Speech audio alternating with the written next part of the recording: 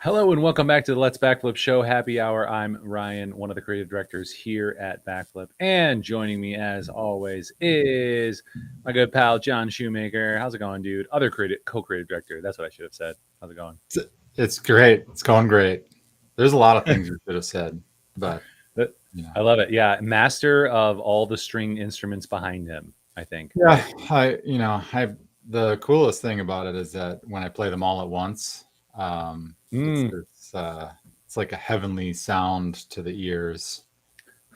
It makes me think like you're going to have a giant rig with all these guitars and you'll probably need like a bow to strum them and some kind of mechanical thing to do the fingerings. But it makes me think of there's this picture that I don't know why it keeps coming up in my feed of a dude in a bicycle. It's like an Asian dude, and he's got this huge, it's like 50 phones or 100 phones or something, and he's playing Pokemon Go, like 100 different instances of it or something crazy. Yeah. That's what it makes me think of.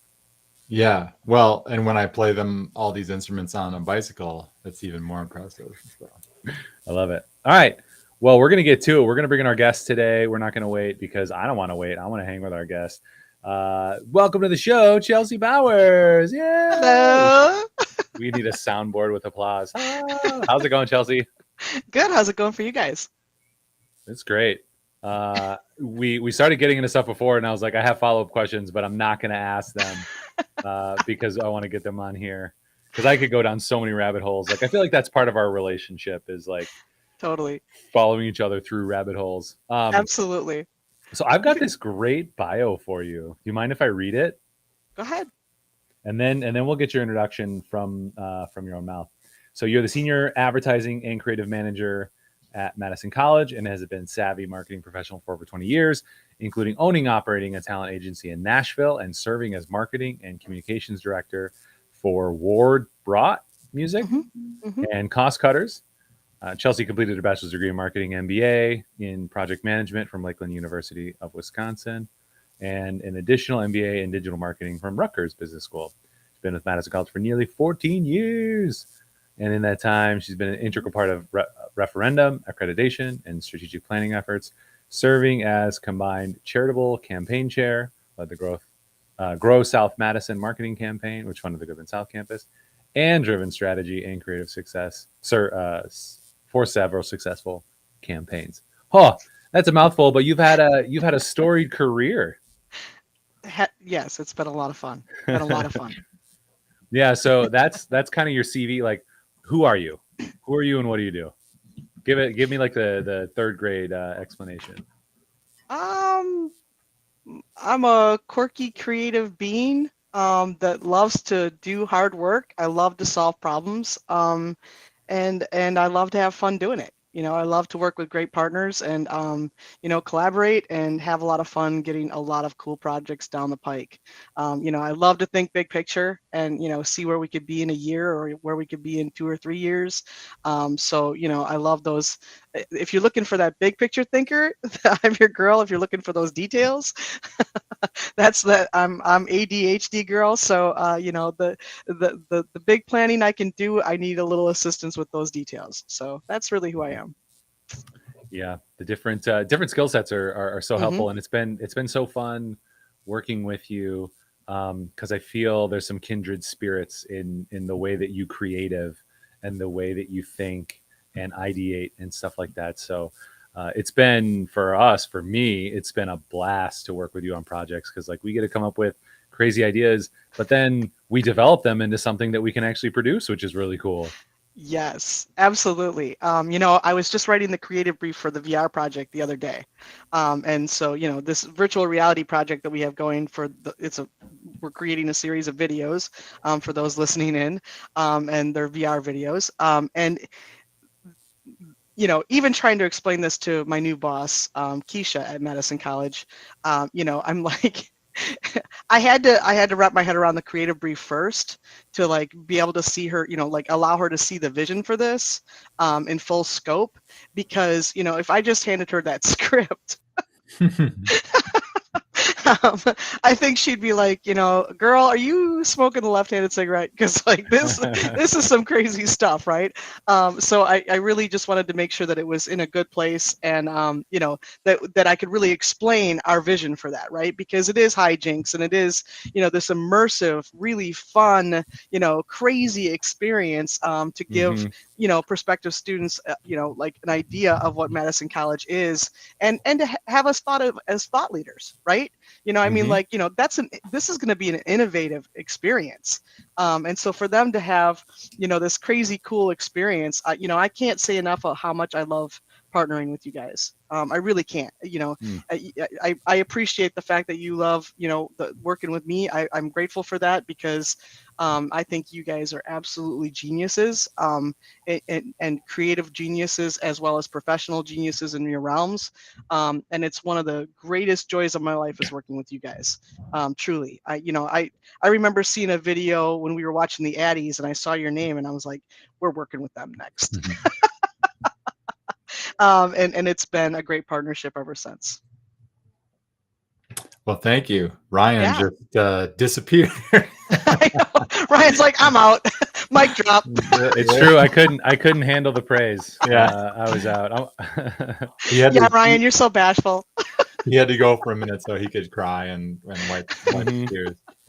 Yeah, I mean it's fun when we um you know like obviously thank for like it's not that but really like I think what Ryan was saying before about kindred spirits, like we just want to make things that are enjoyable, and like we've always like approached things that way. And I think when we when we met you and we find people who are like, okay, I get what you're saying, I get what you're going after, is just like we don't want to make yet another blob business corporate-y Right. video, and like when we find people who are like, yes, let's do something interesting, do something awesome, our Zarshtick, like Yep. then it's fun, and It then is like you fun. said, you got to convince the other people like, I know this seems absolutely insane, but just go with us. Well, and that's why the brief is important, right? Because like you can show the ROI, you can show how we're gonna, target these audiences and what this is gonna be used for. And so, that's what I, like Ryan, going back to what you were talking about earlier, like with what do you do? Every day is a new day. You gotta trust your crazy ideas. You gotta look at everything with that lens of like, how can we really truly meet the needs of our prospective students that are out there, and really, have us be seen as, not just inside the box thinkers, right? And I mean, you guys are perfect partners for staying outside that box. I mean, I don't think that there's a project that we've done together where I've said, here are your parameters. Unless it had to be for certain things, like, even with the financial aid thing, right? I mean, like we totally stepped outside that box and, made a video in reverse. So, I think all along, the goal is to, how can we get this information out there in a meaningful way, but still, I don't want to put any parameters on you guys, because, you do your best work when you're full tilt boogie on the creative, and I love that. Hmm. One thing you said there that made me think too, that's difficult, especially being a creative, but it seems like it's something you probably deal with regularly, is like ROI, which is interesting when you're talking to somebody Yes. about video, and like, we're selling a lot of video or video products. And it's interesting because part of it is like, well, I just need a video. Unless we're working with a marketer or a marketing team, then they understand that there's going to be some KPI, key performance indicator. There's something that is going to happen when we do this video. What is that thing? So for Right. you, looking at kind of a lot of the projects that we work on, are there like very specific ROI data points or KPIs, or is it more general? Like how do you measure, kind of a giant question, how do you measure like brand equity, right? Being in the market and being known and being seen and being talked about. Uh, and then how do you measure click-throughs? Like how much is that? So great question, and very loaded question. So I'm going to try to pull that one apart a little bit, unpack that one.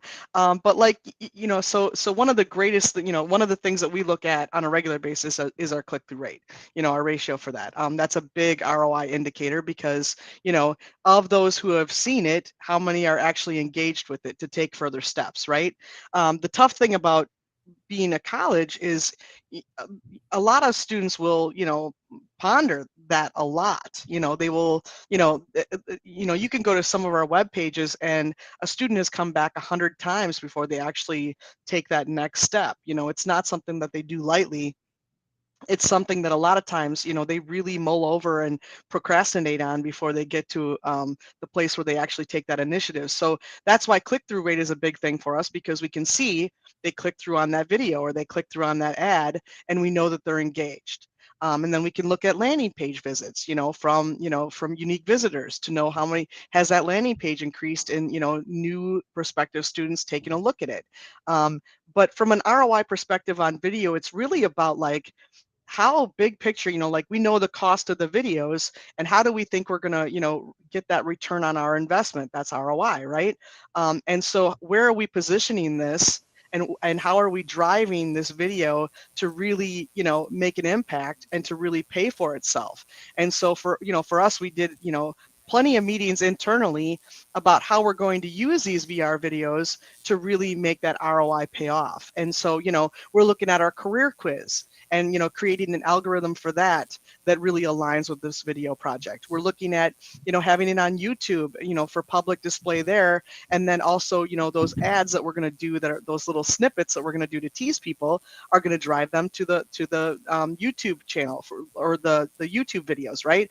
We're just looking at different ways that we can make sure that, we're getting that big payoff in those CTRs from the videos themselves. And, and we're also looking at, doing a direct mail piece with the VR goggles, the cardboard ones where you slip your phone in, so that they can have that experience right from their own home. There's a lot of different ways that we're looking at making sure that we have the ROI on this. So, it varies by project, right? Mm-hmm. But, you do have to take a look at that, because you don't want to just throw a lot of money out the window. You Mm-hmm. want that money to work hard for you. And sorry, I keep dropping. I think I had a Wi-Fi issue, but I hardwired in, so I should be back. So I caught the end of that. What the TLDR? They're kind of hard and fast ROI. Clicks, form fills, Mm-hmm. things like that. And have you done it enough that it's like, yeah, we're going to try to see. We want to see a 20% increase or something. Like, how do you quantify that? 20% in academia is a really, really big goal. That's a really big leap for us. But we do set KPIs. We do set, measurable. We want this to be measurable. We also look at that SMART acronym, right? So we want it specific, we want it measurable. All of that. And then it depends on the project. To be able to move something, like 2 or 3%. In our realm is pretty significant. Right, That's a right. pretty good increase, of students. So, when we're looking at something like this, with the VR, videos, we're looking at, really promoting our Foundation 5, we call it, programs. And, that's our IT, technology trades, liberal arts transfer, business, and then health nursing and health sciences and nursing. So when we're looking at those, when we put this out into the world, are we seeing a higher click-through rate? Are we seeing, more visits to those landing pages? Are we seeing, more people requesting for more information? Are we seeing more apply clicks? Are we seeing more completed applies from those programs? Those are all, set indicators for us as we progress and assess the success of this. It sounds like a lot to keep in your head. I mean, obviously you want to write some of that down, but like, Yeah, does it well, and ever that's why feel a creative overwhelming? brief is good. You know, I think maybe because it's, a part of the personality of me, but I like the chaos. I like the overwhelming. I like the, like I think that, chaos can be a good thing, and, stress can be a good thing. I have a favorite saying, pressure makes diamonds, right? So I think that sometimes, you come out of something even better for it. You've learned, you've grown, you know what to not to do next time, all of those things. So it's stressful, sure. I'm not gonna, say that it's not, but if you got a great team, and I'm looking to you guys too when I say that, as well as internally, if you've got, a lot of great players at the table, then you carry the load and, you get the hard work done and, you get to see really cool payoffs. I forgot to do this in the beginning.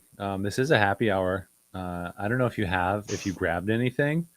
I always start a little NA and then kind of see if the person we're talking to is drinking, and then I'll grab a drink. But I got this great Lagunitas hoppy refresher sparkling water. It's like super yummy. I think we got it from Costco. Oh, It's wow. great. It's an NA. It's a sparkling, but it's got hops in it, and highly recommend it. So that's Nice. what I've got. Yeah. Did you grab something? Are you I able to have a drink? bubbly. Okay. I have a bubbly. Yeah. Nothing quite as happy yet, but it's still really tasty. I love it. Yeah. There's never any pressure here to drink, just always opportunity. That's what we like to say. Yeah. Yeah. Yeah. I appreciate What that. about you, John? Well, I'm glad I didn't go wild because man, I'd be out here all by myself. No, I went that route as well. So here's what I did. So Amanda's been getting these a lot. Amanda, my wife, spin drip. Oh, Mm. It's like it's 5 calorie. It's not like a little bit completely of flavoring. nothing, but like the flavoring. What kind is it? I don't know. It doesn't say there. I don't know. You don't want me to read that all day. Nice. Anyway, that and then I put there's this it's the brand is Jake's Strong Ginger. So Mm. there's this like Ooh. ginger juice that you can get. I think we get it at Woodman's. Anyway, that's a pretty cool. I discovered this like at probably Lent last year whenever I was like giving Lent. Nice like it's a cool NA mixer because it has a little bit of bite to it or Yeah, a little whatever. kick. So like, um, I like yeah. it. So that's what that is. I I haven't gotta even look tried. into that. I like I love ginger in drinks. I used to not like it, but like all of a sudden Mm. recently, it's just like I like the bite of it. So Yeah, I gotta check that out. Jake's Strong Ginger Hmm. drink or juice or whatever is what it's called. Yeah. It's What's the dark and stormy? That's one of our favorites since we went on into the Caribbean. It's rum and ginger beer. hmm, Mm. So super kind of fun, sweet, little bite. Highly recommend it next time you're Mm. gonna add a little Gonna have to alcohol check to that that out too. ginger. yeah, Yeah. and Mm. that's I do like that. That's quite good. This is like it's the ginger drink is not sweet. It's just like Oh, the Jake Strong ginger is not sweet. It's just like ginger. yeah. I mean, it's as sweet as you Oh, might attribute ginger to being, but okay. like it's tastes like ginger. Like when you eat the little strip on the side of your sushi meal or whatever. Oh, love it. Yeah. Yeah. So it's good. You guys ever go get over to the Mint Mark in Madison?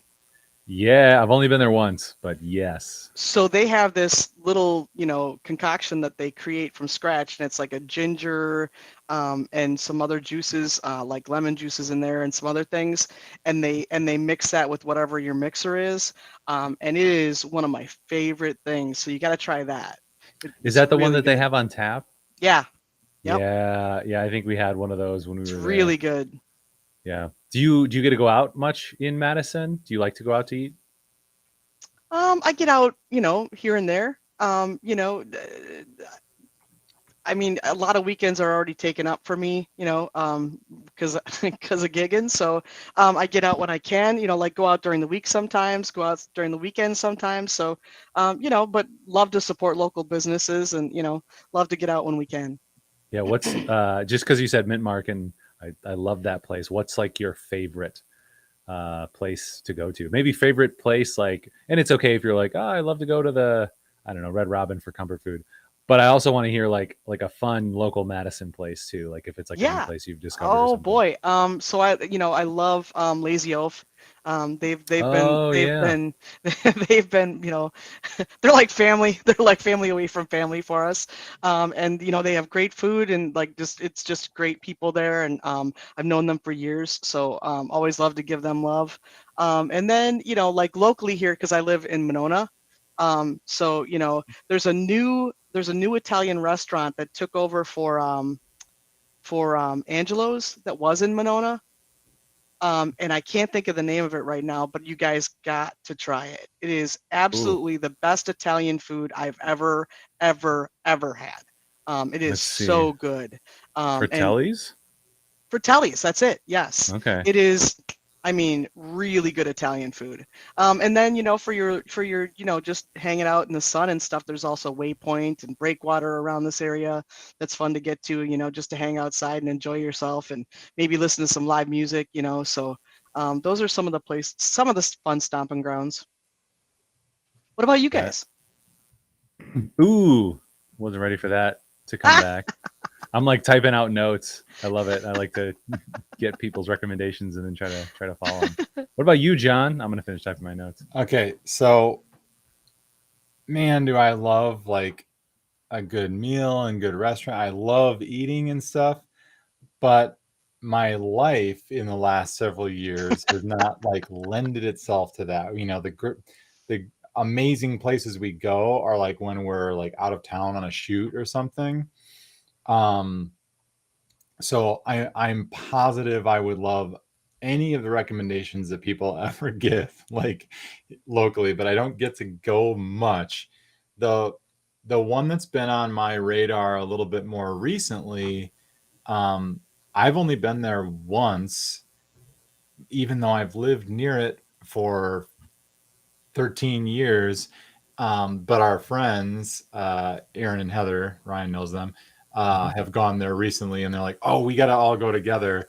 Is the Hilltop, um, mm, just north of us here? Like I'm over on the far west side, and it's just this little supper club on the top of the hill. But it's just, I mean, Mm, it's that great classic Wisconsin supper club type, environment. Like the lighting is super dim, maybe on mm. the edge of too dim, ah, and the I love uh, that. and it's just a night like they do a great fish fry. They do the perfect classic Wisconsin. Oh, why can't I think of the name? The old drink. fashioned. Old fashioned, yeah, like just a Oh yeah. um and I'm sure I don't remember when we were there last time, but I'm guessing they're probably the type of place that has, a prime rib that's been slow cooking for the past Mm. 10 years. Like it's just Making like me hungry, John. yeah, yeah. So yeah, that's an enjoyable place. Our the challenge in our life is to not just hit fast food when we're like running from one thing to the next thing, and like that's like what tends to happen a lot. One more, and I'll make this one a little bit shorter explanation, but um, Spring Garden in Mount Horeb is a funny, quirky kind of place. It's run by all one family. Um, oh my goodness, it's terrible that I can't remember where they're from. They're from like Israel, I think. Hmm. Um, and I think the place looks like it used to be a Pizza Hut, but it's like not anymore. And then it's been, oh, sorry. Um, uh, Somebody's calling me. Like it, Um, like it's like a hut, well, it's like like, the and I'm build. not being snarky, but like, yeah, the building. You like Sorry, look the at the building. building and you're like, this Yeah, doesn't fit. And then it's named Spring Garden, which I think then it was I'm also trying to remember because I never paid attention to it until recently when we started going there. So I don't remember what used to be there, but I think it was a Chinese restaurant, like, Mm. and then I think they just kept the name and like completely changed it, like, painted the inside or whatever. So just like anyway, that's Interesting. just like one of our favorite like Sunday brunch spots. You know, we're just stop in and get like skillets and Mickey Mouse pancakes and breakfast and Fun. whatever. And um, the staff, this family that runs the place, are like super nice, and you know, we've kind of gotten to know them and like Nice. enjoy that environment too. So far west That's the side, best. there's your out of the box, you know, west Nice. side Did ideas. you say it's like Americana or like American food? Not It's like Americana. a American it's food. like a off-brand Perkins, or I mean, it's Hmm. Yeah, you know, just like a a diner. family run place that, you know, has a huge menu. Like Hmm.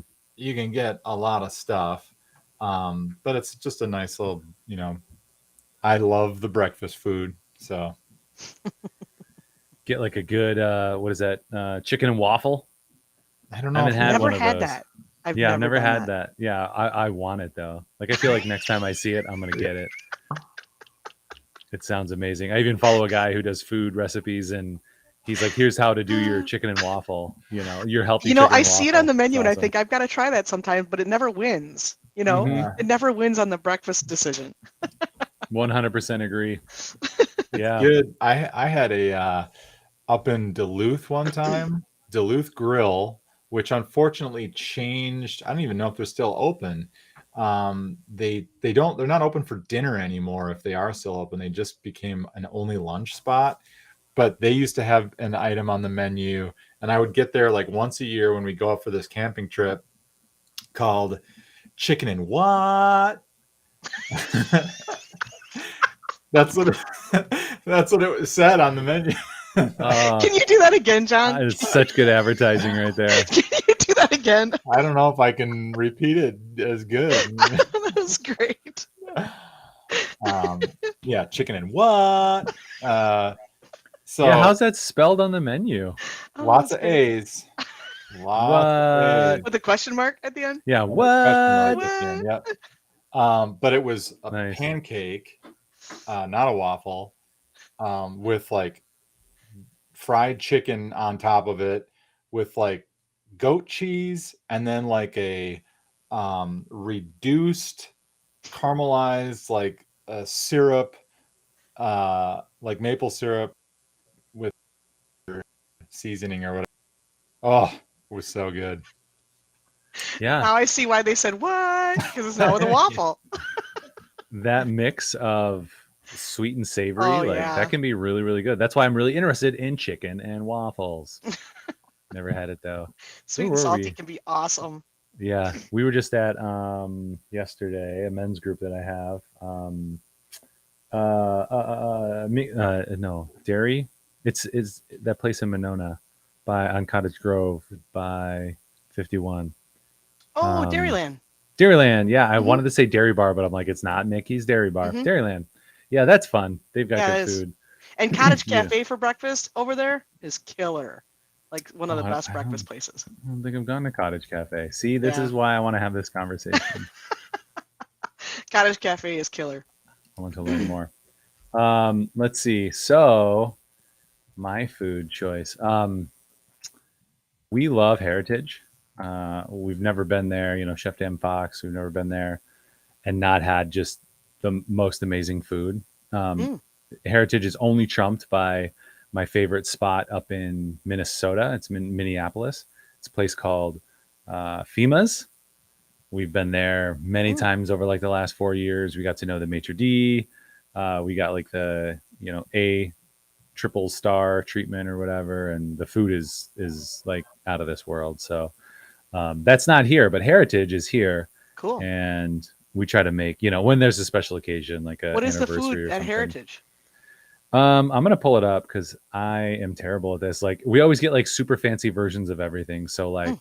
we'll have like we had like a lamb pate. We've had burger-ish things. We've had pasta-ish things. So it's like high cuisine. My wife, Nice. if she was here, she'd be like, "You're an idiot." 'Cause it's her favorite spot. It's our favorite spot here, and we're Oh, that's funny. going there on Thursday, I think. restaurant week, like after a pontoon ride. Nice. Um, yeah, I don't know what let's see. Old world ambience, one block off Madison's capital square. Wisconsin's finest ingredients meet global inspiration, culinary excellence, and excellently crafted cocktails. So yeah, great drinks, amazing drinks, locally sourced meats and stuff. I think he works with like Fisher Farms and local farmers to get the meat and do all the things. And so it's kind of fun. Like you can pay a lot of money and get it prepared really well at Heritage, or you could just buy it direct and prepare it Mhm. yourself. But yeah, great drinks, great food. Um, we've when we go there, we try to get something new. We just pick like it doesn't even come down to what we like. It's like these are two new things we haven't had. Let's get those and we'll split them. And it's always an amazing experience. So Cool. yeah, I highly recommend it. Gotta love And those kind of places, don't you? oh my gosh, yeah, where Yeah. you can just trust everything. Yep. Yeah, food. Yeah, but all right, I want to get back on track to Chelsey. You had mentioned gigging, so if Yeah. you didn't have enough to do already, you're also the lead woman in a band, and like you kick ass at it too. You were playing some music the other day for us, and we're like, "Holy crap, this is legit!" Because everyone's kind of like, "Yeah, I'm in a band" or whatever, but like you're in a Yeah. band and you're Yeah. good, and your Oh, band thank is you. good. Thank you. I So appreciate tell that. me more about that. Yeah. Yeah, I got a project called Honey Shot that's been around for nearly 18 years now. And we perform all around, the Midwest and do a lot of corporate things, a lot of festival type things, also do some local clubs, always want to give, keep giving back to those that gave to us when we were first starting out, that's super important for us. So, yeah, just, love singing. It's Honey Shot is, when we named ourselves, we were kind of like talking about like, what are those, sweet hits? What are those sweet hits that everybody Mm, loves? And we knew that we wanted to be a band that was, not just, you know, rock and not pop and not just funk, but like, the best of all those worlds. And like, those danceable hits that everybody just, can pretty much sing every word to and just have a lot of fun with us. And so that's what we are. We're everything from like the 70s on up to current music. A little bit of everything. If you don't like the song, give it probably 3 minutes and it'll change. And then you might, it's that kind of music. So have a lot of fun. Have some fantastic bandmates. And we've been through a lot together, some crazy mm, stories together, and just have a lot of fun doing the music. I joke and people ask me, what, like, why are you still doing the band thing? Isn't that stressful? And I'm like, if I didn't do the band thing, I might be a serial killer. It's a joke. Obviously, it's a yeah. joke, but like it's that great release. You guys can relate. Yeah. You're both, in the music too. So I think it's just a wonderful release, and it also just fills your soul, in Mm, ways that nothing else can. So mm-hmm. it is, a stressor when you're learning things and when you're having to get things down, but it's also just the best soul filler that I know. Yeah. And the other aspect of it, is doing the performance too. I don't think I've ever done the stuff that you've done on the scale that you have, but for anyone who has done any performance, the the sort of high or the excitement, that can't be beat when you get the Agreed. audience feedback on something that went really well. Yeah, I can see that being super fun. Yeah, yeah, absolutely. Some of the ones that really stand out, like, when I was with Otapo Imi, we opened up for Jimmy Buffett. And that was just, Dude, that's crazy, cool. crazy cool, crazy cool. Yeah. And, talk about, like, I mean, Parrot Heads are crazy anyway. And, we were totally doing their style of music and having a lot of fun with them. And that was just, I was actually in Boston when we found out that this opportunity came up and I had to find a flight back. And so it was just this crazy, series of events to even get there. But then, the payoff was, just one of those crazy, insane moments that you can't really, you'll never be able to duplicate. And, I also, when I was a recording artist in Nashville, I was the first person to open up at the Wild Horse Saloon. The day that they opened the doors, I was the headline act, and there was a crowd around the corner, like around the block, like 2 blocks. And when I got done with the performance, I went into the bathroom, and when I came out, there was a line to the outside for like my autograph, and I was like, "What?" It was surreal. And those moments are, like they'll stay in your brain forever.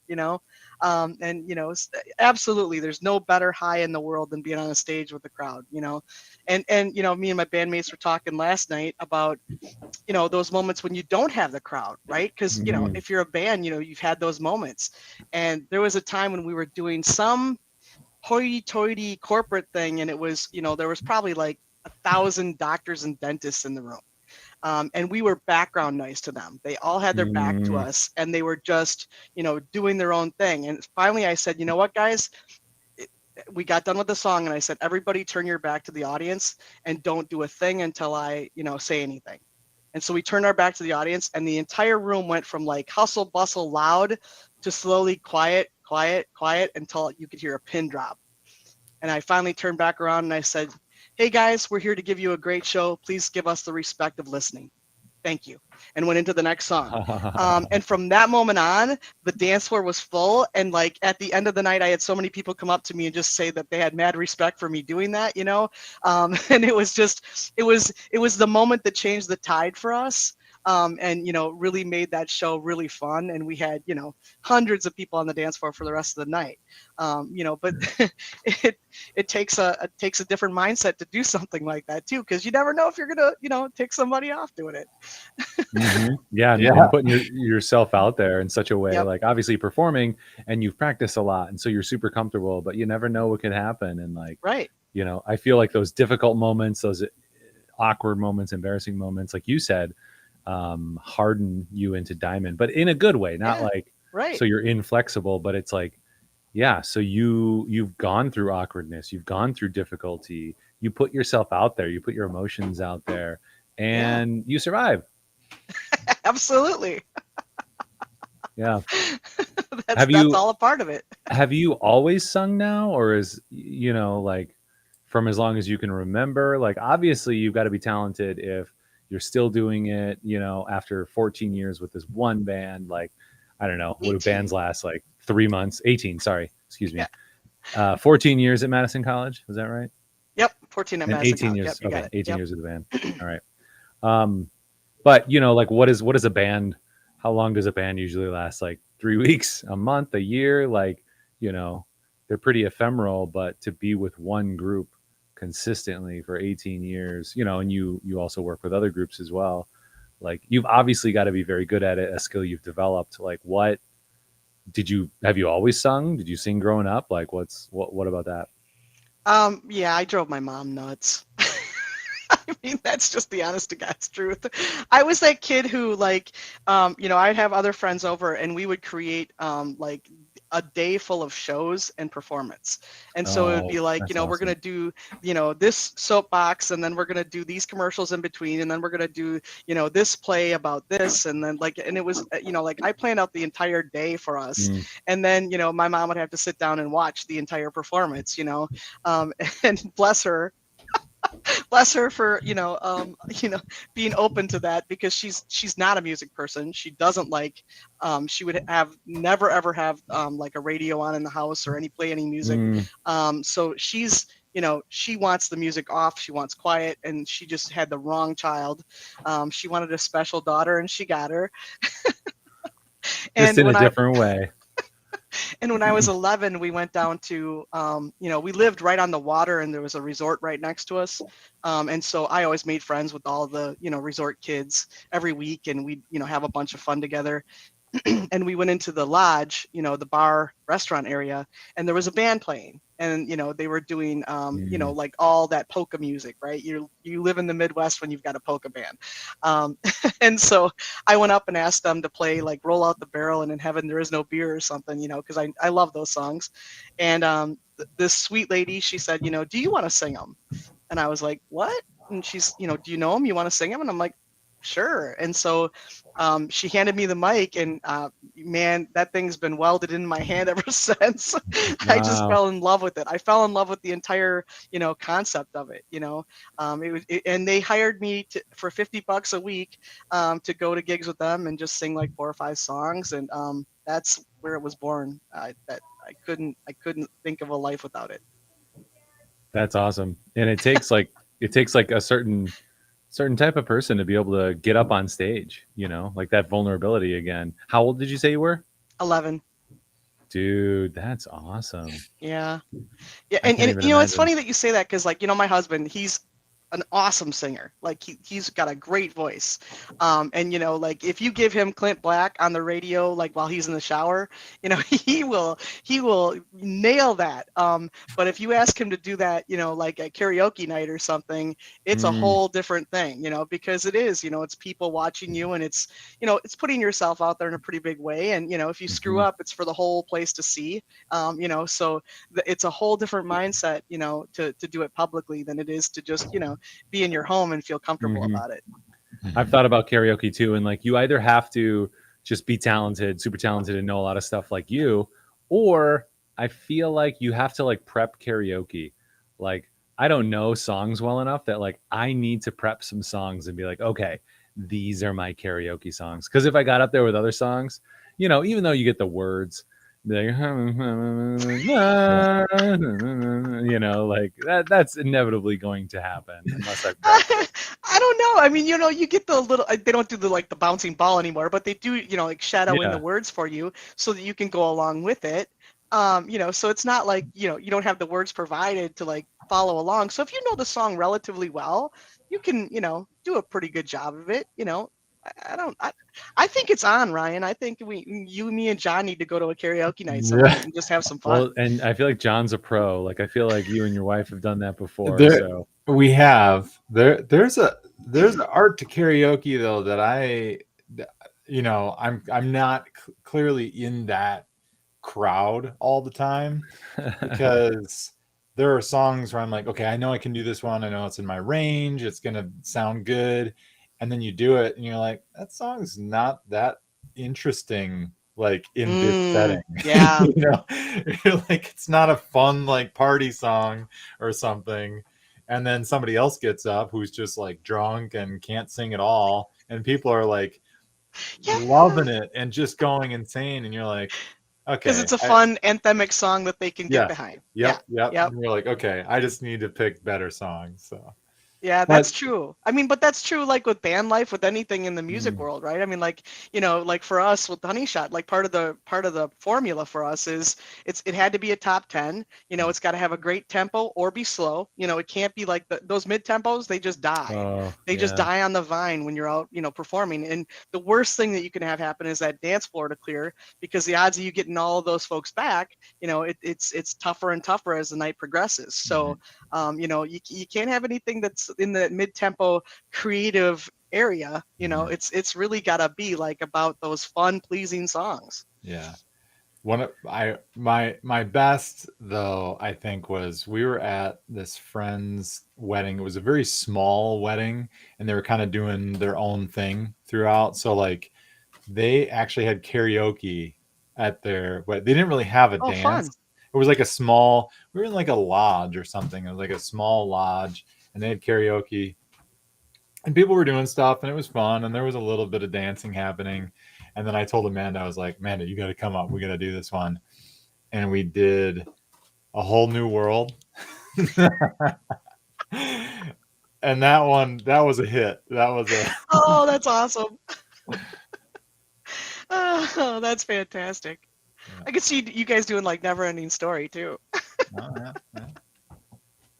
I feel like I think I did a whole new world with like my sister one time in karaoke, and it went well, but it was weird because it was my sister. Like it was like when we were younger, and Oh, that's I funny. was singing, and she was probably cantering or something. So we were like in the thick of it, and like, oh, go do some Disney or whatever. And it's like, all right, this is really weird because it's probably stuff too that we, Oh my sing God, it at that's great. home. Like you put the music on the Disney, and we'd sing it at home. Like Right. looking back, it's pretty awkward. One of the funniest things that ever happened, like with Honey Shot, was we did a buddy of mine his wedding. With and they're a great couple. I mean, they're super fun, like big drinkers, and lots of party people at the house. And we did it at a place called Over the Vine. So it's a huge, huge place. Like lots of people. Um, and his wife told me that like at home he sings "Let It Go" by Frozen.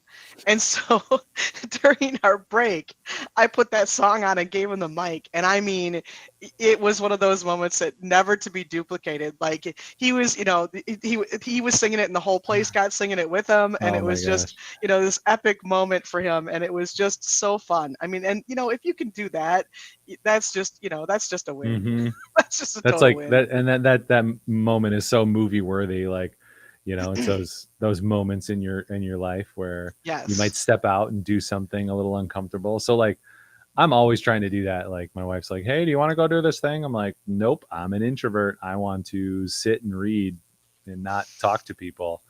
But it's always like, "Yes, I will do that thing." Or like some of these MC gigs that I get to do, I'm like, "Yeah, I would love to be in the crowd, but also I do like performing." So even though everything in the introvert in me is like, "No, don't do it. Don't go up on stage." I'm like, "All right, I'll go up on stage and I'll spend a Good few for weeks you. writing jokes and doing video and like, all that stuff." And it's always fantastic. But then the next one comes up and I'm like, "Oh my gosh."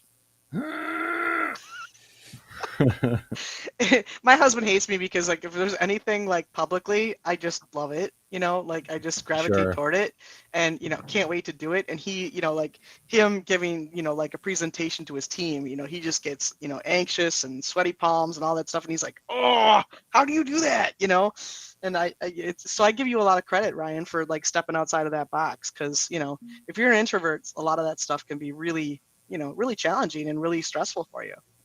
Well, it's weird too because I feel like it's more mental than anything else. Like, because as soon as I'm doing it, I'm like, "This is energizing. I love it." But it's just Yeah. like thinking about it, or like, "Oh, all right, there's Overthinking it. another thing on the calendar where I have to leave my home." Like, or if like instead of going to our friend's house, like, "Hey, can we just have him over here and then we can chill here?" And it's like introvert's delight is what it is. I'm So. considered an introverted extrovert, which is an interesting, like I took that study, and it Sure. was really interesting because I would have considered myself an extrovert, Hmm. but I really do love hanging out with me too. Like I can Hmm. stay at home and be really happy and read a book or get into like eye guzzling some television, a good series, and be completely fine hanging out with me and the dogs, and just enjoy that too. So Hmm. I found that to be a really interesting assessment. Well, we probably need like a healthy balance of both, right? Yeah. Whatever that is. Yep. And some of us tend towards the other. And we've done several of those kind of psychological tests and things for better working and whatnot. And, one of the ideas is like what energizes you, right? Mm-hmm. And so for me, what energizes me is like to be by myself, to be working on a project, to be organizing, to be reading, something like that. I do enjoy going out. I do enjoy being on stage. I do enjoy all that, but it's not what I think about when I'm like, how do I need to recharge or how do I need to, uh, relax? And so I think that makes me an extroverted introvert. Like I Mm-hmm. recharge by being introverted, but like when I'm out and I'm doing it, like, let's go. Yep. Nice. So you mentioned reading. Any really good book that you'd recommend? I don't know. I read a lot of random stuff. So right now I have one or two fantasy books that I'm reading. I like some high fantasy, a little bit of Cool. sci-fi, some Orson Scott Card. But then I also have a book group, so we do some faith or family or be a better person type stuff. Right now we're reading this book, The Coddling of the American Mind, which is great, which is like seeing some trends in philosophies that aren't great and kind of identifying them and talking about them. So that's a fun book. It's kind of popular right now, even though it's a 5-year-old book. Hmm. Um, do you like? Let's see. Do you like fiction? Do you prefer fiction or nonfiction? Definitely gravitate towards fiction. I've been trying to read Elton John's book for like, a year now, and Yeah. I always gravitate back towards fiction, and I'm actually, my guilty pleasure is, pretty intense books. Like The intense, like romance, or no, God no. like Game of Thrones. Like a series where like the woman is like probably the lead character as like an FBI agent, or or like a private investigator, and they're chasing after serial killers, and the Like craziness a that Silence of the ensues. Lambs or something, or Ish, yeah. yeah. Yeah, and those I just got through like an 8-book series, and it was just brutal. I mean, Oh, it was really like, I was like, why do you read these at night when you're going to bed? Like, you're just stupid, because then you're laying yeah. there going, what's going to happen to her next? I mean, it's just, but it's just so good, and I don't even know how I got into it, but yeah, just really, really good read. So it's kind of like FBI thrillers is kind of what you like. They're mainly not like necessarily FBI, but like private investigator ones, and Okay, and okay, they've or like come from like a procedural. pretty um rough past. Like usually the lead heroine is comes from like a place of um not having a good childhood, not having a good Sure. so she's really kind of They've that got a chip on their shoulder. She's got to prove something. not necessarily chip on her shoulder, but definitely wants to right the wrongs of the world. You know what I mean? Oh, okay. Definitely wants to be that, avenger, and make things right with the world. And I definitely gravitate towards that personality in the books. And she usually it's just that character is the pinnacle, and then the series kind of revolves around these different things. As she puts one away, then all of a sudden there's another one, and Mm. it just kind of continues on. And so it's really good, really interesting, but really, whew. Is there some like psychological thriller to it as Oh well? yeah, Is for that sure. yeah? Okay. Yeah, for sure. Yeah. No, that sounds interesting. What's the book? I'm trying to look it up right now, on my recent. um You're like, I'm just kidding. I don't read books. Well, you know what? It's funny because you go through them so fast. I mean, at least I have, Yeah, yeah, that I was just on a roll and just didn't even care. I just went into the next one, yeah. into the next one, and the next one. Oh, T.R. Reagan is T.R. Reagan is her name. And anything in her series is going to be, along that vein. And I can't tell you what the series was. She does these series where, like, the first book's called Outrage, the next one's called Wrath, the next one's called, and they're just like these, and the series that I read included, like, the books were like Evil Never Dies, Almost Dead, Dead Weight, I Mm, think was one of them in the series. mm-hmm. So it's just all these, they kind of go in line with each other, and you just got to start with one of the first ones in the series, and just so good. So good. All right, I'm gonna write that down too, and I'm gonna try one of those. Yeah.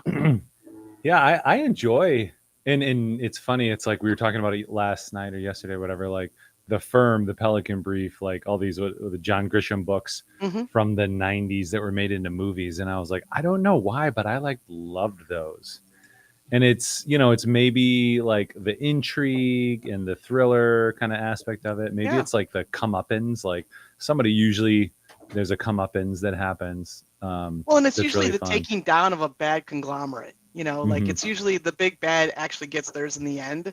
You Hmm. know, and it's the what did I read? Stephen King said it. When they said, what's the magic potion for your books? He said the first step in any great book is that the innocent must suffer. And I've Mm. never forgotten that, because if you look at any great storyline, the Hmm. innocent must suffer first, and then it's, either wrath or vengeance, or, retribution, or, I mean, look at John Wick series, that's Ah, they killed his dog, man. yeah, Let the craziness begin. those are funny too. I've seen all four of them. I saw the last one on a plane, and I was like, I I haven't don't seen that remember one what yet. they're about, except the first one. They steal his dog. That's all I Right, remember. exactly. No, they killed it. They didn't steal it. They killed it. Well, see there, I don't even remember Yeah, that detail. I'm like, Keanu's just like he has a gun that doesn't run out of bullets. right. It's fine. Exactly. Yeah, Yeah. the Don't ever try to do the math on bullets and shows. That's oh not. yeah, somebody did a math of like how many people he killed. You're like, oh my gosh, that's kind of crazy. It's Um, insane. I read. It's funny, like tropes and stuff. I read a lot of fantasy, high fantasy too, and like Brandon Sanderson. And he doesn't do it, but other authors do, and I see it repeated over. And it's like funny. It's like why is that like something that people respond to? And it's the idea of like the hero or heroine whose parents have died. They're raised by an aunt or an uncle or family member, uh, Peter and Parker. well, you got Peter Parker, you've got Yeah. Mark Hamill, you've got what's his face, Luke Skywalker, Oh yeah. Yep. Harry Potter. One of my favorite authors does a children's series, and it's hilarious. It's Alcatraz versus the evil librarians. Basically, librarians are evil and they rule the world. That's and funny. and the Smedry family, they all have powers, but they're like micro powers or like silly powers. Like uh, Alcatraz will break things when he's trying to fix them. His grandfather will arrive late to everything, so even his death, like if you try to stab him, you'll miss him because he arrives late to his death. So it's like clever things like that. But Oh he's wow. another one whose parents Yeah. have died.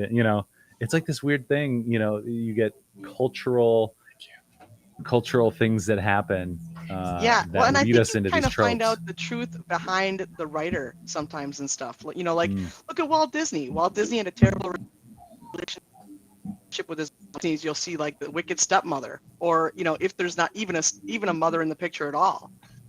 Like Little Mermaid, there's not a mother in the picture at all. A lot of them, mm. the mother's just absent, or if she is there, she's the evil one. So it's interesting like that. Yeah. Well, I was thinking about that too, talking to a friend yesterday about a creative project. First time he's done some video and thinking he's kind of drawing like stick storyboards.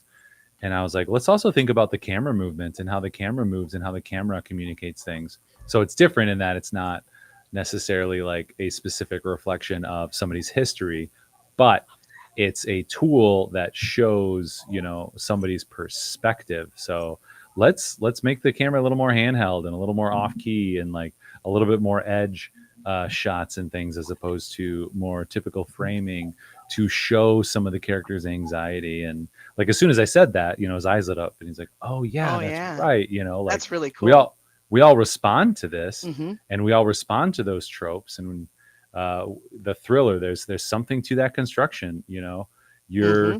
You're expecting a meal and you're given that meal, and there's some treats along the way that you enjoy, but it's part of that expectation and fulfillment in that trope that I feel like is what we respond to. And so if you Yeah, can hit that and keep doing it, you can keep writing or creating things forever. absolutely. I love that.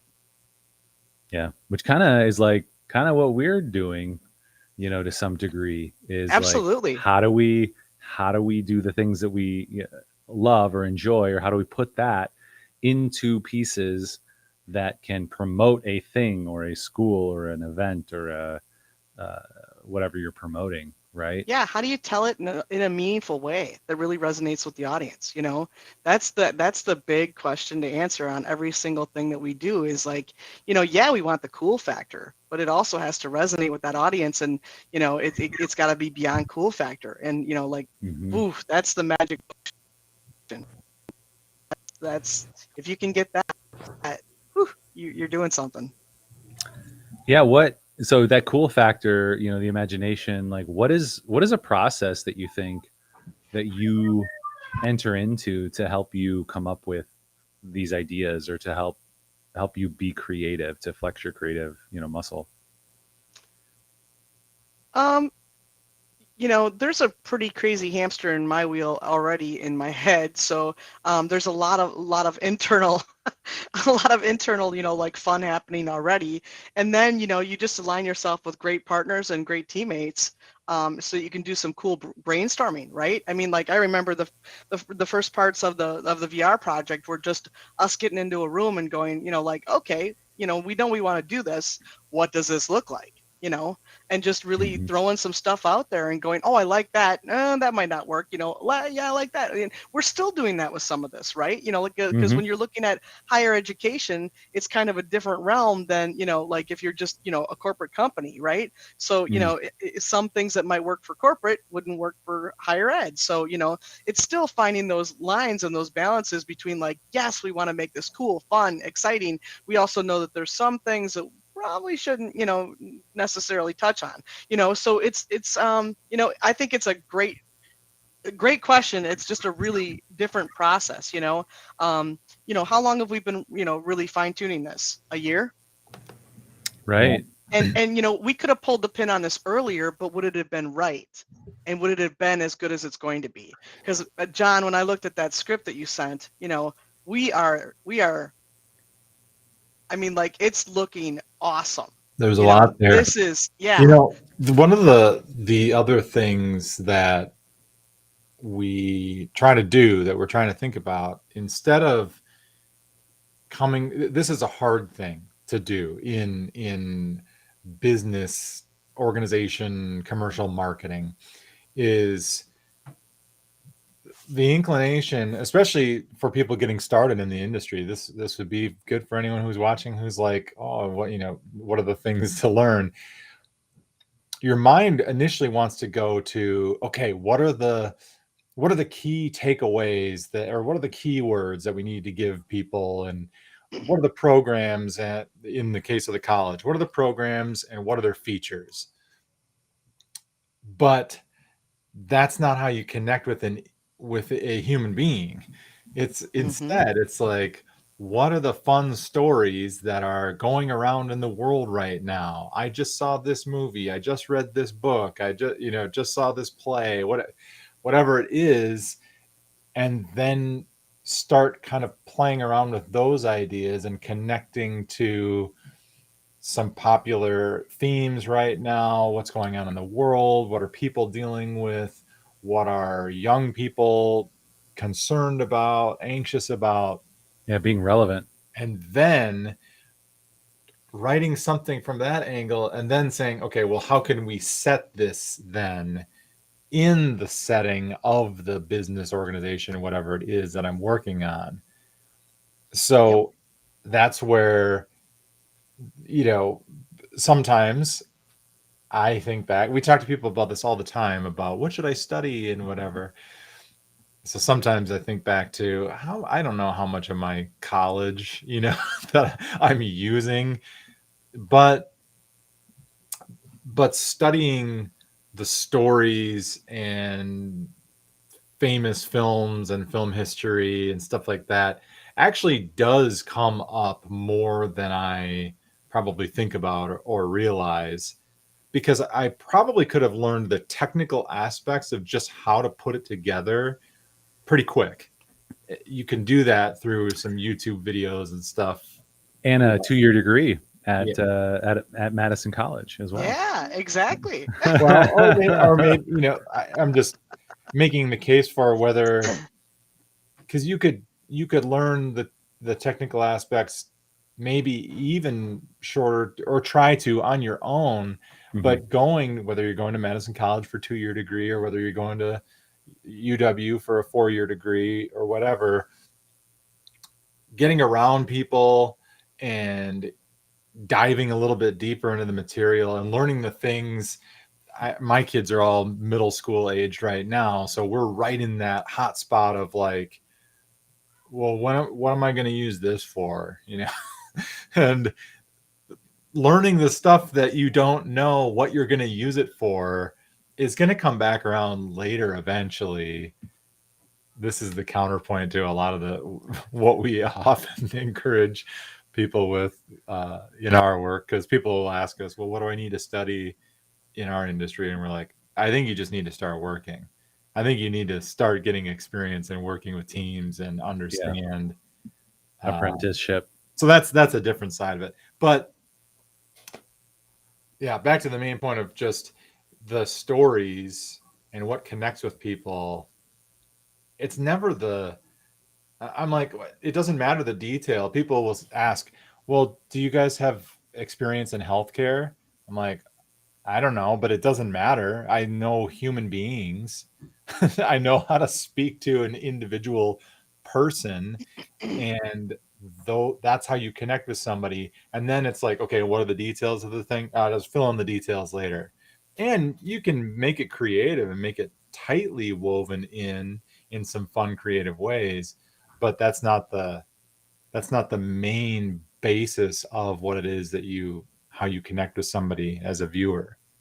Yeah, that interesting when you say, especially like the healthcare idea, like the healthcare company comes to you and says, we want to do some marketing to these people and in the healthcare industry. What's your experience in the healthcare industry? And it's like, well, you have the experience in the healthcare industry. We'll lean on that expertise. We have the expertise of video making and storytelling and engaging and making shareable things. Like that's what you need help with. Like you're already an expert at the Mm-hmm. health stuff. So we can work together to figure that out. Which is interesting because depending on the type of personality you're working with, like you're such a creative person that our first conversations are often many steps down the line further than most people's first conversations, Mm. just because of the understanding with marketing, with creative, with communication, with storytelling. And in this hypothetical example as well, sometimes you'll have somebody who kind of doesn't even know what they want or how they want it, but they're like, well, we need video. And even before we think about story, it's kind of that Simon Sinek, well, why are we doing this? Like, let's start back there, and we'll always get them back to video if it's appropriate. But And another thing I yeah. find interesting about, like, a lot of folks, when they're looking at projects or like, even no matter who we're working with, right? Like a lot of our internal clients, a lot of in the past, just a lot of the marketing projects, a fatal mistake that people make is to assume that they are their audience. And there's a famous quote, "You are not your audience." And that one I have to, like, use again and again, and I have to use that on Mm, myself too, right? Because I can think, one thing about our audience at Madison College, but that's where it's super important to to do that research to find out what they're thinking, what they want. Ryan, you talked about, like, their concerns. That's something that we always address in our focus groups, is like, what are your concerns and what are your drivers? What mhm. motivates you, and what do you consider to be those barriers to those motivations? You've got to be able to answer those questions when you're looking at creating pieces for them. That's what they want to look at. And if you can do it in really cool, fun ways, then all the better. Right. But so many times, we'll hear from a person who's a dean in a program or something. Well, I haven't seen our ads. Good. Yay. You're not our audience, so I'm glad that you haven't seen Yeah. them. That means that our advertising is going where it's supposed to be going. Yeah. And so that's another thing that's kind of a common misconception in marketing. And That's in a hard, yeah, I feel like that's a hard nut to crack too, because, it is. even thinking of ourselves, like these are things that we enjoy and we need to market ourselves, but we're probably adjacent to our types of client, right? Because we can produce our own marketing and creative content. So we're thinking of people who can't produce their own creative marketing and content, but they are business owners. We are business owners. So to some extent, we can think like, okay, we are, there is some overlap, but like you're saying, not as much as we often think. And yeah, you have our hypothetical healthcare person who's like, yeah, I don't quite understand this. And it's like, well, the people you're Right. targeting will love it though, and Right. it's hard. It's like, well, how do we know? Well, we got to try, we got to test it, we got to do it, and then reset, redo more, try some more, kind of do some testing. Like it's really hard when it's just like one video as opposed to multiple, or Yeah. like our relationship. We've done some videos this way and this way, and it's like, okay, people responded in this way, let's try pivot a little bit more in this direction, let's add a little bit more of this in. And that's why it's been so awesome for us to work with you, because we've had the opportunity to grow together this creative so that it's more successful with each iteration. I do try to remind people, like, doctors don't go home and only watch Grey's Anatomy, and lawyers don't go home and only read the Suits. Pelican Brief and what it's Yeah. like Yeah, I you mean, know, think about that video that we did for um oh, help me out, guys. Um, We've done a medical few. admin specialist. That was a really groundbreaking decision for us because we really, like usually the traits were related to college in general and like their bigger dreams, right? But with that one, we're like, you want to work from home and you love Fido, you love your dog, and you want the comfort of your own home, and you love medical dramas and law shows, and it was really about their really intimate personal desires.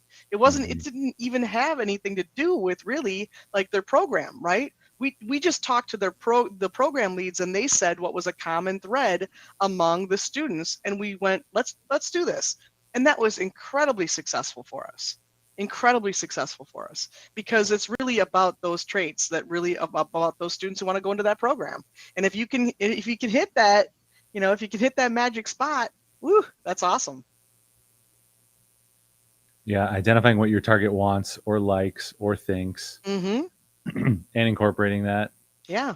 Yeah, and part of it too is it's interesting. I don't know if other fields have this, but certainly in the creative field, um, when we're working really long on a project, there's the idea of like kill the baby. Like at some point, you just have to stop. Like you just have to stop and be done and move on.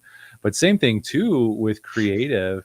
Like it can be brutal, and so like we always try to tell the creatives like, hey, don't get too caught up on any given idea because the next day it might be thrown out the door, and that's likely a good thing. And that's hard to hear when you're creative and you're doing stuff on your own because you're like, well, I do it and it's the best that I did, and so if you don't like it, you don't like me.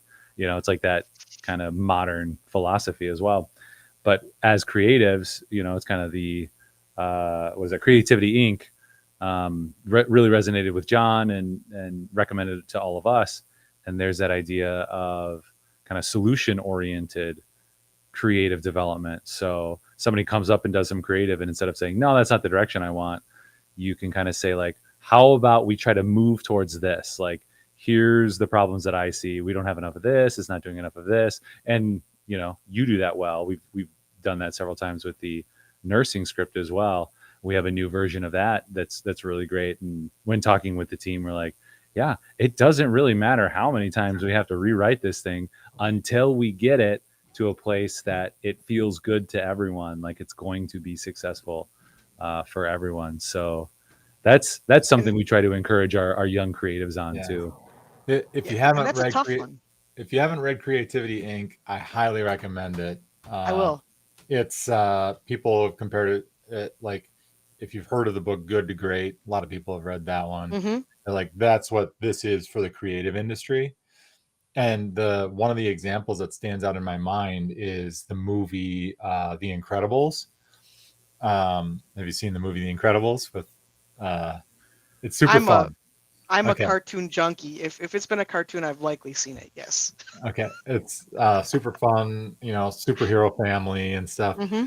And there's a scene where the the dad is yelling at the mom, or they're in an argument, and they're kind of yelling at each other.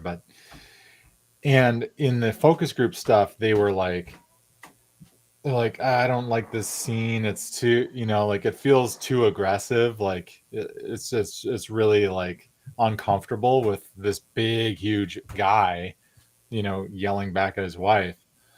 And but they were applying this tool of like, because the suggestion initially was like, we need to cut this scene, and the writer was like, writer director whoever was like, I don't know, but like, let me try something and get back to you and we'll take a look. And they went back into it, watched the next screening, and they're like, oh, it feels a lot better, this is really working. What'd you do? Like, did you rewrite it, whatever? And they're like, he's like, he didn't change a line of dialogue. They made her, because she's Elastigirl, during this argument, they made her like stretch and get taller and bigger Yeah, when it's like, she used ooh. when she's yelling back, so that the two like visually match each other. Huh. And as the viewer, it suddenly becomes less uncomfortable than the big guy with a very small, skinny wife.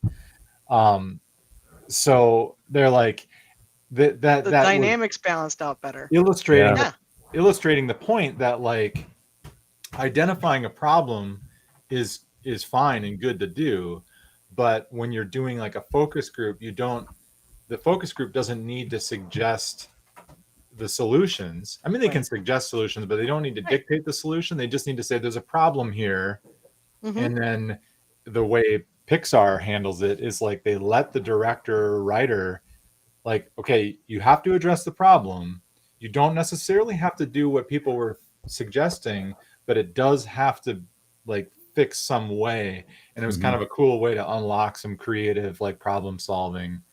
Because sometimes it's like, yes, there is a problem, it Mm-hmm. exists, but there's probably lots of ways to tackle it, different ways. Yeah, I love that. And it's very similar, I mean, like to what we're doing right now with the more to your story video, right? I mean, like, I gave you the feedback that we got internally and just, went, how can we address that? And then John, you came back with, some great thoughts on how we could address that. And, I, I love that relationship of like, hey guys, we have some things over here, what do you recommend? And then like, you do you. Mhm. Let's figure out something that'll work to like make that seem, a little less, um, you know, I think in a part of it, it was just, how it could be perceived by others is maybe just a little bit, whimsical or, just not how it needed to be. And if we Yeah, can you can address say it that, yeah, cheesy. Yeah. I didn't want to say that, Yeah, yeah. because No, I, 100%. I can talk to you guys that way, frankly, right? Yeah. Yeah. And I wouldn't say that with somebody I didn't know. I wouldn't say Yeah. that with somebody who didn't have that relationship, because that could be taken, as a negative, and it wasn't Mhm. meant that way. It was just like, you know, you can have a Mentos too, like those kind of things. We can't, 100%. Yeah, yeah. we can't get there. Yeah. I like to try things too and see Yeah. how they go. And like, especially when somebody comes back with some feedback like that, I was like, yeah, we can definitely do more on that. Like for me, I was generally just trying to think of schedule and how many we have and all this stuff. But Mm-hmm. I'm like, since we got that feedback from you guys, the client, I was like, that gives us a little bit of leeway to basically punch it up, explore some Cool. additional ideas and work it, continue to Cool. work that problem essentially. Um, yeah. So that was pretty great. Yeah. And that's what we try to encourage all of our clients to do right out of the gate. We're like, okay, here's how creative is going to go. It's going to be very dynamic, very back and forth. We want your feedback. You have an expertise that we do not. We have an expertise that you do not. Mm-hmm. So in order to share your opinions and feedback, do it in a descriptive as opposed to prescriptive way. Um, Mm-hmm. and maybe like a graphic would be a good example where it's like, oh, we need a duck in there, we need the duck out of there, and it's like, well, you could say it feels awkward where the duck is, or it feels awkward that there's a duck there, right? And as soon as you change that language, then that really just helps the creative, helps the designer, the editor, then see it more of as a problem that somebody has versus a creative choice. Which a creative choice, you could be like, well, I have a different creative opinion, a Mm-hmm. different creative choice, but somebody's pointing out a problem in that way. From that perspective, it's easier to receive, it's easier to discuss. It also separates it kind of from uh, your ego, your personality, whatever. And it's like, okay, this thing right here, like come up with some options to make it work better. And like, all right, we can come up with some options. It Nice. seems to work better. And that was one of the big takeaways we got from that book. So highly Cool. recommend it. Yeah, definitely gonna read that. That's really cool. Yeah. I was just kind of monologuing there a little bit like you do in Incredibles, but we got to wrap this show up. And I feel like for the good ones like this, like we're just getting into it. And like, I just want to hang. So No. hopefully we can get it in person and we'll hang. We'll just do this and we'll just shoot the shit for a couple hours.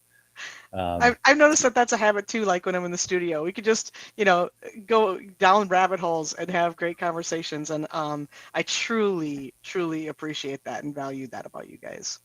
Yeah, You're likewise. you're more than just business partners. This has been a really great relationship, and I appreciate you guys a lot. Thank you. The feeling is absolutely mutual. It's a blast getting to do what we get to do together and It is with a you. blast. More importantly, I keep not being able to go to your gigs, but I want you to pitch a gig, um, and then we've got one more game. So, is there a gig you'd like people to go to? We can throw up. August 19th at Christie's Landing. That'll be a fun one. It's the end of the summer bash that they have, and there's going to be two bands there. We're going to be from 3 to 6:30, and then Fringe Field will be taking the stage from 7 to 10. So going to be a really fun time. August 19th, 3 to 6:30. Yep. And That's Christie's Landing. Yep. Okay, You got I'm it. actually putting this in my calendar. What kind of vibe is it? Like, can kids come? Oh yeah, it's completely family friendly. The whole family's welcome. They have like a huge sand area for volleyball. They have boats come there because it's right on the lake.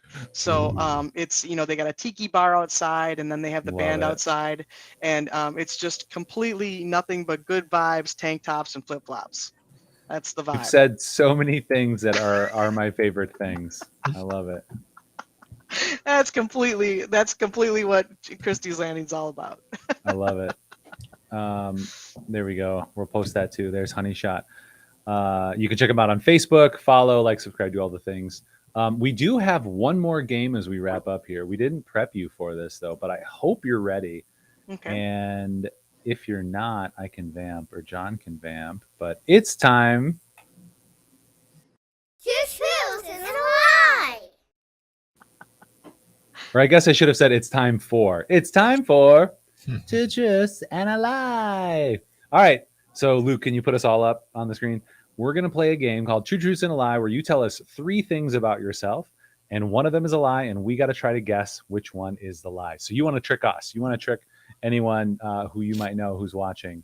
And anyone who guesses, if you guess correctly, you can win some swag. We'll send you some coasters and some sunglasses and some fun things that we have. And if we win, we will just get more swag. It's gonna be impossible, just so you I got know, my heads. Chelsey, because They're going to be we have outrageous. so many stories. I've heard a few that anyone would be like, "Oh, that's got to be the lie," and then it's going to be like, "That's true." So just prepping everyone who's. Yeah, that's why I think in Facebook I said, like, buckle up. This is going to be a wild one. So am I to give you guys the two truths and a lie? Yeah. Yep. You tell us the three things about yourself. So if you need a second to write anything or think about a lie. Let's see. I had a music video on CMT. I'm a black belt in karate. And let me think of the other one here.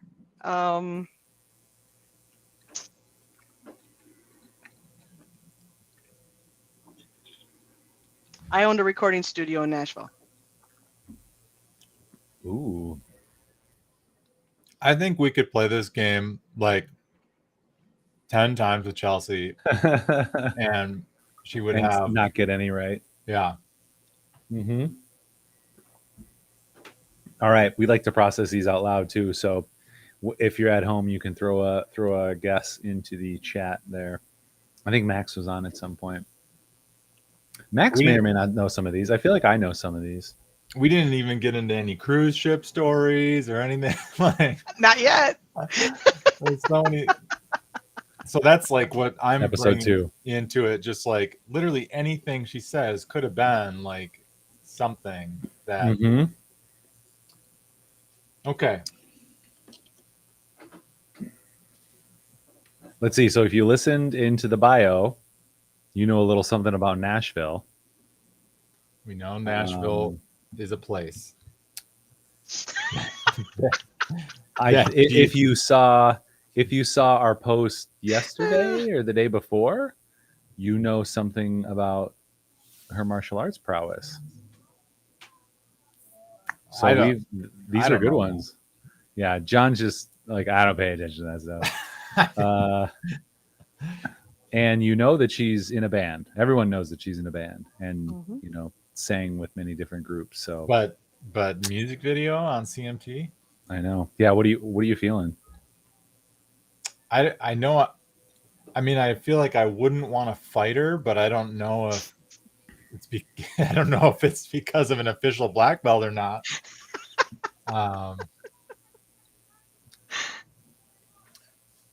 Wait, do you think maybe she has like an unofficial black belt? Yeah.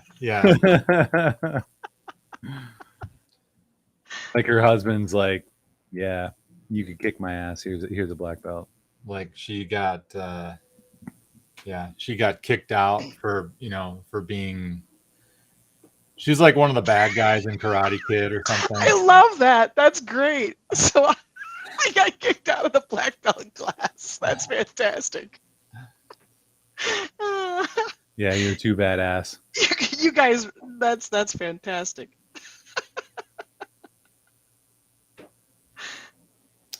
Okay, let's see. I don't. There's actually if you lose, you have to break one of those guitars on stream.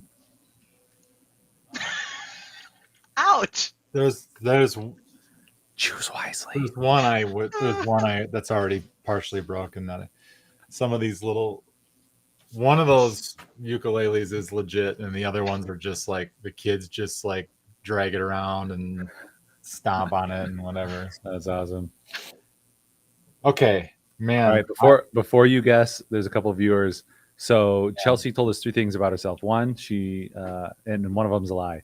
Has a music video that was on CMT, a black belt in karate, and owned a recording studio in Nashville. So you can guess at home. And John's going to tell us his answer. All this carbonation.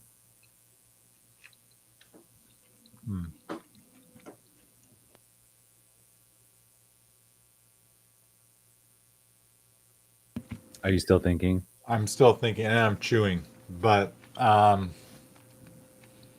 have a guess. Ooh, Luke, who's managing the stream, he says Nashville. He thinks Nashville's a lie.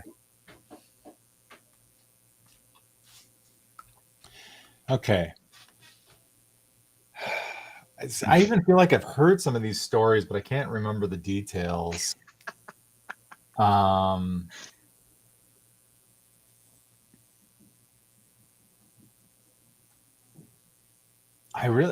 want to say the black belt and karate one, but I feel like I probably just don't know that detail. Because I could guess any of it's feasible. Final answer? There was so much going on in Nashville. And I've heard some of these stories. I don't remember all of them. Music video on CMT is believable to me because I was going to say this earlier and I forgot.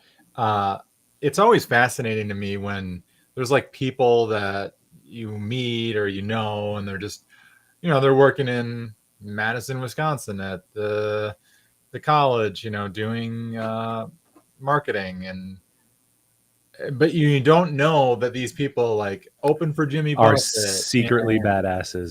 Like headlined a opening of a new big club in Nashville and had a big line for autograph.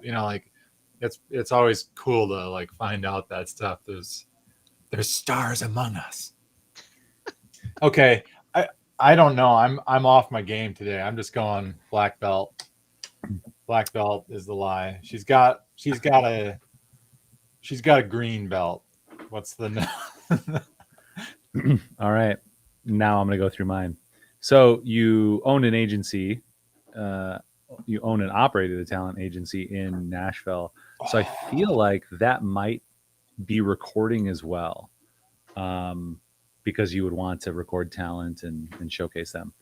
I know you have a black belt in karate because I feel like I've heard that several times. That was in our marketing from yesterday or the day before. So I know you have a black belt in karate. Karate.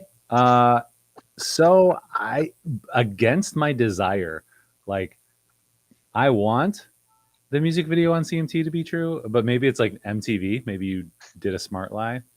It feels like that one's true as well, but I know number 2 is true, and I feel like number 3 is true. So I'm gonna guess number 1.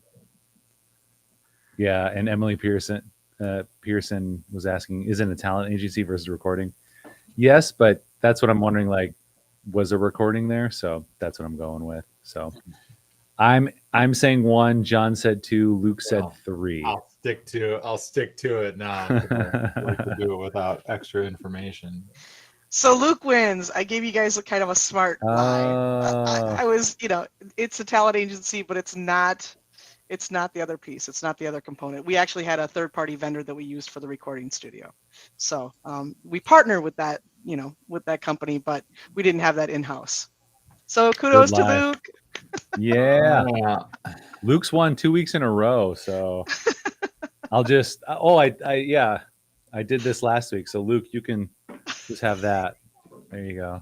Chuck that over to him. And Emily, are we giving it wasn't like a solid, who wants to be a millionaire answer? Like, is that your final answer? But she was on to it. Yeah.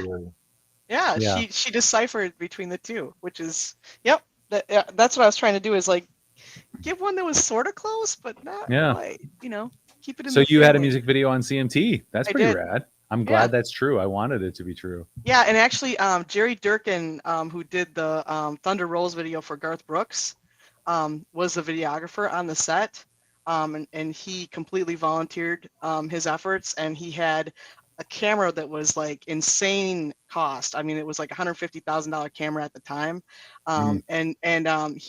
we made it rain downtown Nashville because the original song that I did was called Downpour, and so we had the fire crew that came and volunteered their time to make it rain downtown Nashville, to make it look like, as I'm sitting perched in the window, the rain's pouring outside, kind of thing. And so it was a heck of a cool, fun experience, and then it was amazing to get airplay for it too.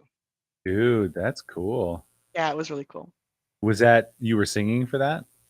Yeah, it was the original song that I sang, and recorded, and then we did the video to that. Dude, yeah, that's amazing. Can we find that online anywhere? Boy, I mean, I don't have it up on Apple or anything. I think I have it on a couple different. It's called Downpour, so you could probably do a search and see if you can find it. It's on a couple different platforms, but it's not on Apple.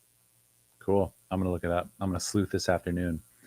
I'm gonna try to take down the big organization as well while I'm at it because of my hardened past. I like that. Well, that's what we got for today. Thanks, Chelsey, for coming on and hanging out with us. Thank you. Thank you so much, you guys. I appreciate it. This was a lot of fun. Yeah, don't forget to guys check out Honey Shot, facebook.com/honeyshot. And I have it in my calendar now too. So I'll tell the wife, like, hey, we got to go to this thing. Yes. She'll be super game. That would be super fun. Yeah, we got to make it out to that. So we'll do that. What else? I got some captions over here. This is a podcast, so subscribe, like, hit the bell wherever you are, do the thing. We're on all the services. Let us know who else you want to bring on. We just bring on like random cool people that we interact with on a daily basis. But if there's other people you'd like us to bring on, connect us. We'd love to have them. So That's what we got. Anything else, John? Don't fight Chelsey. She does have a black belt in karate. In the martial arts. That's right. You're gonna get broken. So thanks for coming on. I do have to share with you guys one really funny story. My very first class, it was with Dale Kirby. He's a Olympian black belt, and he was in Nashville at the time. And so he was trading, getting headshots and stuff for the actual classes. And when he started the class with me, I was being a ham, and I was wax on, wax off, and doing all this silly stuff. And my husband whispered in his ear and like said something to him, and all of a sudden he grabbed me and like shoved me up against a wall, and he's like, you are alone, you're in an alley, and somebody is about to take advantage of you in every way. what are you going to do? Like, he knew how to manage me in a way that like made it real, not that you could do that with every single person, right? Because like that would probably be a trigger for a lot of people and not work. But for me, like when he let go, I was like, sensei. And then just took it all really seriously. And he could literally, like, when I was being a ham or a goof, like just touch one muscle and drop me to my knees. I mean, and I was like, I want to learn that. That's pretty cool. Those are good things to know. And that was like the start of your journey. Yes. Yep. Dude, that's all. I want to learn that. Yeah. It's pretty cool. Don't mess around on set with Chelsey. She'll just come up behind you and just, Yeah. Vulcan No. death grip. drop you. Poke. I love No. it. All right. Thanks, Thanks, everyone, for guys. coming. That's what we got. We'll see you next time. Have Let's a see, great I forget. weekend. You too as well. See ya. Bye.